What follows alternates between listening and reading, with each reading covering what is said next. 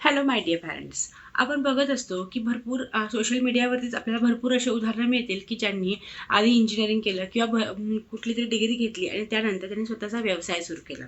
हॉटेलमध्ये म्हणा, फॅशन इंडस्ट्रीमध्ये म्हणा आणि किंवा इतरही काही म्युझिकमध्ये म्हणा, अशा ठिकाणी त्यांनी त्यांचे जे आहे पॅशन कन्वर्ट केलं त्यांच्या प्रोफेशनमध्ये. पण आपण हेच जर आधी ओळखलं की आपल्या मुलाचं पॅशन काय आहे, त्याची कशात स्ट्रेंथ आहे आणि त्यालाच जर आपण प्रोफेशनमध्ये कन्वर्ट केलं तर ते खूप उत्तम राहतं. कसं ते बघूया. पहिली गोष्ट म्हणजे जो वेळ आपल्याला लागतो, आपलं डिग्री कंप्लीट करण्यासाठी तो वाचतो, पैसा वाचतो, एनर्जी वाचते आणि त्यानंतर जॉबचा जो सर्च असतो तो पण वाचतो.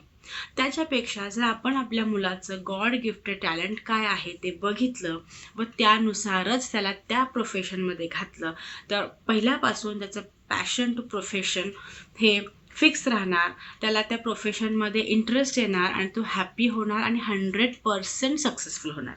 थँक्यू.